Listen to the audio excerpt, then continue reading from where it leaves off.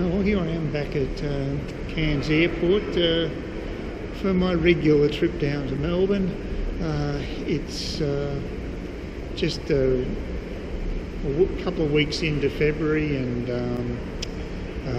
yeah, pretty warm again today, so pretty happy to get down to Melbourne, because it's only going to be 20 degrees each day, and in a way there'll be a relief now, because it's been fairly warm over January.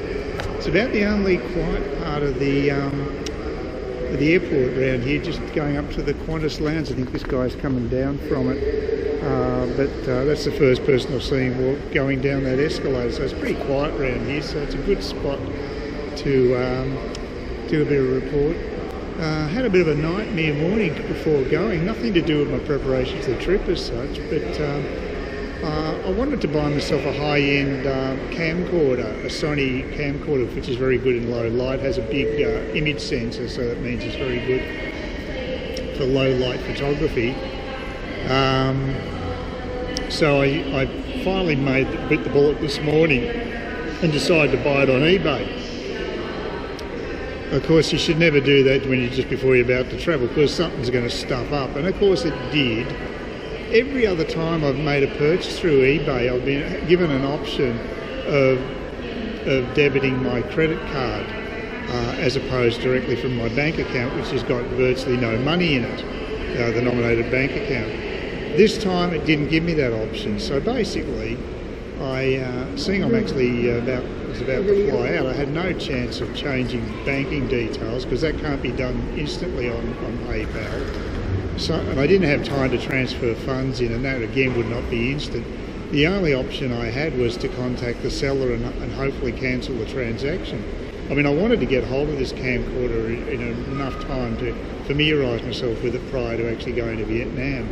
Now that's going to put me back a few days at least, and I don't know what's going to happen with this. The worst case scenario would be that this seller's just going to let the transaction go through, and the transaction will be dishonoured at the bank end because I won't have sufficient funds. But I have contacted him straight away. I've already sent an email, so I've done the right thing. So I'm not going to cop any of that. I've had a few little run-ins financially. I mean, I also had my agency, Cairns Rental Realty, try to leave me with a bill from a plumber. They tried to lump it on me because their plumber referred the issue on with my hot water to the body corporate plumber, and they said, well, the body corporate plumber said there was no problems with the communal boiler, the gas boiler that heats the water.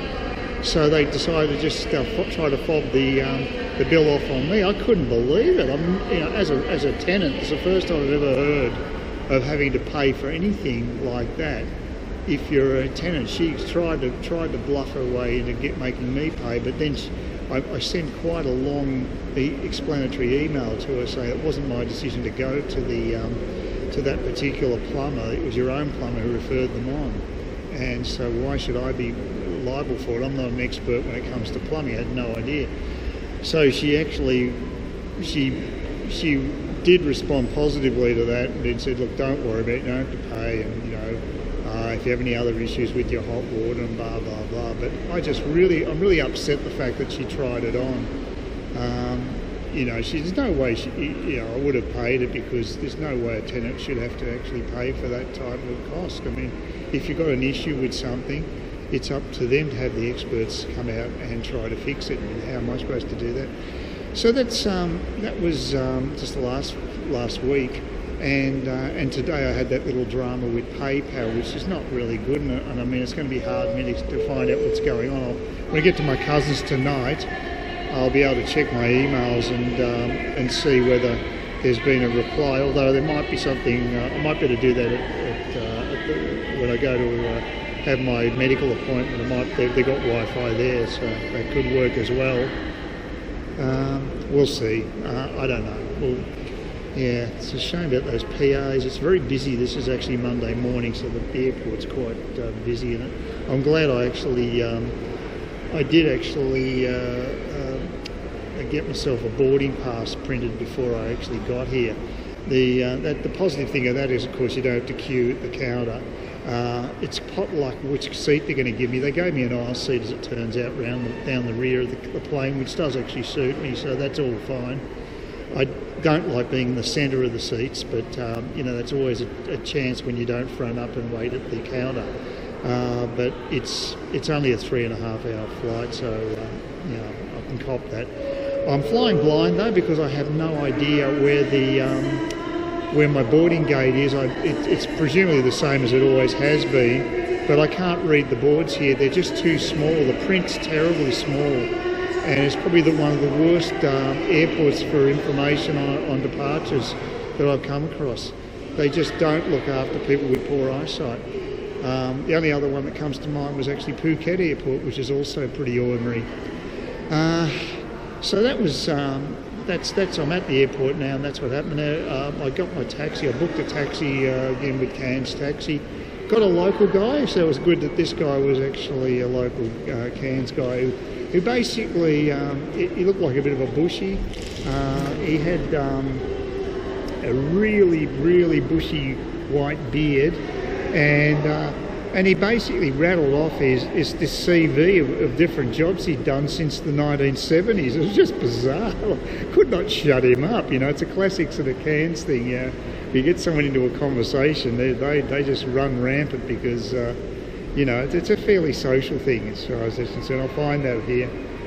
But that was good. He was a nice guy, and he actually told me that he'd run a lumber yard in Papua New Guinea. So it was, you know, everyone's got an interesting story, and he was telling me that the expats up there in those days were absolute arseholes to the locals. And he said he increased productivity at this lumber yard 50% by just treating the locals as human beings. That's how much contempt they showed them, and that was the consequence. They just had disdain for the expats. You know, as I said to them, they probably got the dregs going there. A lot of desperados probably went up to Papua New Guinea to work, and they couldn't fit in elsewhere. It's a lot of like a lot of expats who are retirees going to Southeast Asia. Some of them are pretty dodgy. And then we got onto the subject of bar girls and things like that. And he's married to a Filipino woman, but he said his first marriage to a Filipino lasted 3 weeks. So she was the gold digger type. But his second marriage has been great, no problem at all. His second Filipino he married, he speaks so highly of her. So, and I've seen this myself. You know, it all depends where you meet these people. And bar girls are really high risk. You're going to get involved with them. You don't want to be looking at relationships. It's just dumb. Look, there might be a diamond in the rough, but boy, you'd have to be lucky. So that was interesting, and it cost me $21. No complaints. They've been pretty good so far, Cairns taxis, I've got to say. A higher standard than you get in Melbourne, but that wouldn't be hard to do, I imagine, or Sydney for that matter. I think there's some dodgy taxi drivers in those cities. Yeah, so it's getting a little busier. The Qantas Lounge is obviously a pretty quiet place, and this is certainly a little enclave, which is good for doing this, the YouTube thing. So getting to the airport was pretty easy and trouble-free, thank God, after the hassles with that, trying to buy that high-end camcorder.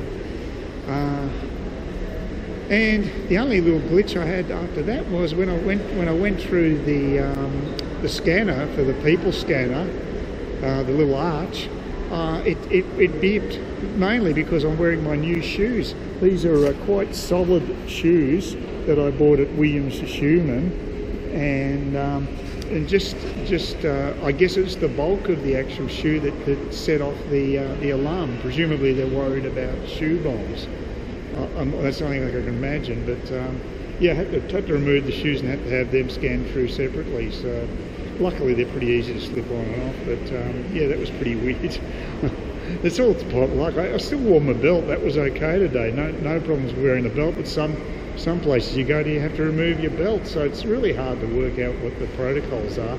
And maybe that's the way they like it. They don't want the travelling public to be too familiar with the protocols. So now I'm in Cairns Airport. Didn't get a great deal of sleep last night, but still feel refreshed after a shower. It's a warm day outside, and like I say, I'm looking forward to the temperate weather down in Melbourne for a change. It's the first time for me for a while. I mean, I love being up here, but just a break for a couple of days of 20-degree weather won't do me any harm. I've got a wind cheater to keep me warm, and I think I'd enjoy that just for a little bit of variety, to be honest with you. So hopefully gate 20 is my gate, and it's now getting to about quarter to 9. I've got a 9:30 flight, so I assume that boarding will be taking place quite shortly, so I'll go and check it out now. And if I can't find anything, I'll just have to get some assistance, but yeah, should be okay.